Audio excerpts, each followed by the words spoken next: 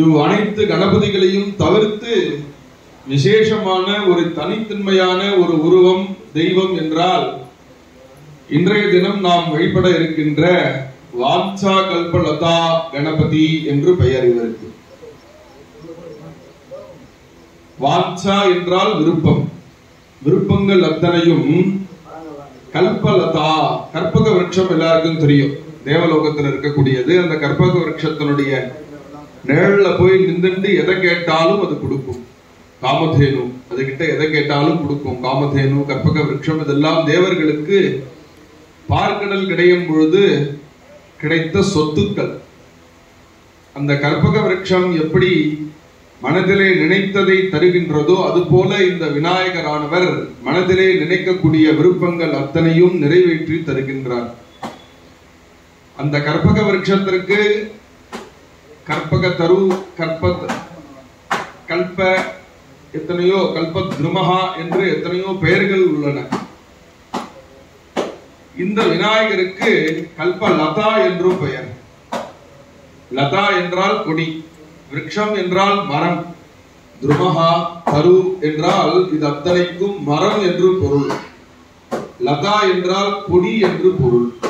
இந்த கொடி எங்கே சுற்றி இருக்கிறது என்றால் மேரு மலையிலே ஸ்ரீ சக்கரம் என்று சொல்லக்கூடிய அம்பாளுடைய சக்கரம் அனைவருக்கும் தெரிந்த விஷயம். அந்த ஸ்ரீ சக்கரமே, அந்த ஸ்ரீ சக்கரத்தில் உள்ள கோணங்களே படிப்படியாக ஒவ்வொரு ஆவரணத்தையும் மேலே மேலே அடுக்கிக் கொண்டே போனால் கடைசியிலே பிந்துஸ்தானம் என்று சொல்லக்கூடிய மைய புள்ளியிலே ஸ்ரீ ராஜராஜேஸ்வரி மகா திரிபுர சுந்தரி காமாட்சி விளங்குகின்றார். அப்படி மைய புள்ளியான மேலே இருக்கக்கூடிய அம்பாளை தரிசனம் செய்ய வேண்டும் என்றால் கீழே கிட்டத்தட்ட 180 சொச்சம் தேவதைகள் விளங்குகின்றார்கள். ஒவ்வொரு கோணங்களிலேயும் பற்பல தெய்வங்கள். இவர்களை சண்டி நவாவரண ஸ்ரீசக்கர நவாவரண பூஜையிலே நாம் விஸ்தாரமாக வழிபாடு செய்கின்றோம். மேரும் மலை என்றால் மலையிலே எண்ணற்ற விருட்சங்கள், சொனைகள், மலையிலேயே ஏரி, குளம், இப்படி எத்தனையோ உத்தியானங்கள், தோட்டங்கள் எல்லாம் மலையிலே இருக்கின்றது. அப்பேற்பட்ட ஒரு உயர்ந்த மலை அது. அந்த மலையிலே கீழிருந்து மேல் வரை கடைசியாக ஒரு கொடியானது பின்னி பிணைந்து கொண்டு சுற்றி இருக்கின்றது என்றால் அது இந்த விநாயக பெருமாள். மேரு மலையிலே ஒரு விசேஷம் என்னவென்றால் மேருவின் உள்ளே செல்லக்கூடிய அத்தனை நபர்களும் ஸ்திரீகளாக, பெண்களாக, அம்பாளாக மாறிவிடுவார்கள். எல்லோருடைய உள்ளே விளங்குகின்ற சக்தியானது அங்கே வியக்தியாகின்றது, பிரகாசிக்கின்றது. சிவம் சக்தி காலத்துக்கு ஏற்றார் போல மாற்றி மாற்றி தன்னை வெளிக்காட்டிக் கொள்ளும். இந்த மேருவிலே சிவனானவர் தன்னை உள்ளே மறைத்துக் கொண்டு தன் சக்தியை வெளிப்படுத்திக் கொள்கின்றார். அதுபோல ஒரு தெய்வத்திலேயும் உள்ளே விளங்குகின்ற சிவசக்தி இரண்டும் மேருமலையிலே செல்லும் பொழுது சிவமானது அடங்கி சக்தியானது வெளிப்படுகின்றது. அவ்வாறாக அவெல்லாம் காணக்கூடிய விநாயகர் யக்தமாக சிவனுடைய ஸ்வரூபமாக ஆணாக புருஷராக காட்சி கொடுக்கின்றார். 108 வடிவங்களில் அப்படி இருக்கின்றார். ஆனால் தனி உண்மையாக இந்த வாஞ்சா கல்பலதா கணபதி என்று சொல்லக்கூடிய இந்த விநாயகர் பெண்ணாக விளங்குகின்றார். கண்டாதூர்த்வம் கரீந்திரம், கழுத்துக்கு மேல யானையுடைய முகம். யுவதிமயம் அதஹா, கழுத்திற்கு கீழாக இளம் பெண்ணுடைய சரீரம் இருக்கு. இந்த பிள்ளையார் 10 கைகள் கொண்டவர், புடவை கட்டிட்டு இருப்பார். ஸ்திரீயாக, பெண்ணாக அனுகிரகம் பண்ணுகின்றார். இப்படி தேவலோகத்திலே கற்பக பாரே சுக்தி பிராணம் பிராணாத் பிராணமயம் விதுஹு பிராணாபான சமாயோகாத் பிராணாயாமேதி கத்யதே பிராணாயாமாத் பரம் புண்ணியம் ந பூதம் ந பவிஷ்யதி. ஓம் ஹூம் ஹாம் ஹாம் ஹூம் ஆத்மனே நமஹ.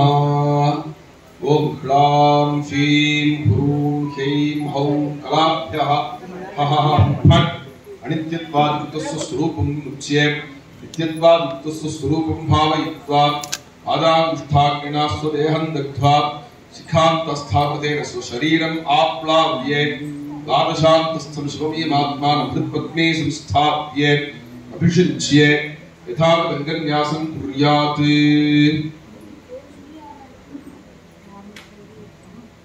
गृह्णाभिस्थानानि पूजाहोमसमाधीनां स्थानानि संकल्प्य शिवागमोक्तप्रकारेण भावोपनीतपुष्पाद्यैः अन्तर्हृत्पद्मे शिवं सर्वोपचारैः मनसा सम्पूज्य नाभिकुण्डे स्वतःसिद्धे अग्नौ ज्ञानानन्दस्य शिवं सम्पूज्य पूरकाष्ठेन विद्युत्प्रसृतामृतरूपेण आज्येन होमं च कृत्वा अन्तःपूजितदेवाय समर्प्य पूजां समाप्य बिन्दु सर्वतोमुखमुस्फुरत्तारकाकारमीश्वरं ध्यात्वा पूजयामीति प्रार्थ्य वस्त्रेण ताळत्रयं कृत्वा छोटिकादीर्घस्थानान् विघ्नानुच्चाट्य वस्त्रेण कृतोद्धृतिवर्णप्राकारकवचेन दक्षिणदर्शनीं भ्रमणेन परिघात्रयं च संचिन्त्य तेन मुद्रया ओं शक्तये ओषट् शक्तिजालमूर्ध्वादो विभाव्य सर्वत्र कृतरक्षां भावयेत् भूमौ ॐ पृथिव्यै नमः।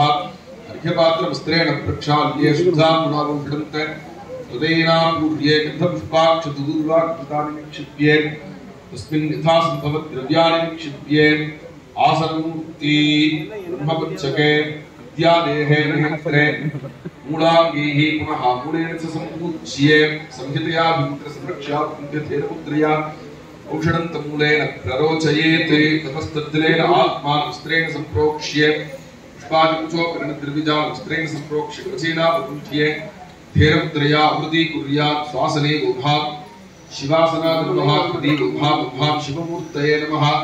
चन्दनेन ललाटे तिलकं कृत्वा मूलेन शरसपुष्पं दद्यात् इत्थम् आत्मपूजां विधाय पूजावृद्धं पौर्णमास्थाय मन्त्रार्हस्वदीर्घपृथक्क्रमेण ओंकारादि नमोन्तामुच्चार्य स्वदक्षिणहस्तधरे वामाङ्गुष्ठेन गन्धले पुरन्दृत्वा मध्ये त्रिकोणमालिख्य मध्ये प्रणवं लिखित्वा आसनमूर्तिं यस्य अंगुष्ठादिषु ईशानादि ब्रह्मपञ्चकं यस्य विद्यादेह नेत्रन्यासो विधाय शिवमावाक्यङ्गानि अनिष्ठादिषु यस्य मूलेन परमीकृत्य अंजलिं कृत्वा तेजोरूपं ध्यात्वा शिशिरस्य विलोक्य ब्रह्मरन्ध्रप्रविष्टेन तेजसा वाक्याभ्यन्तरत्मपडरमाधूये प्रद्योतित दिगन्तरं सम्भाव्य शिवोऽहमिति भावयेत्।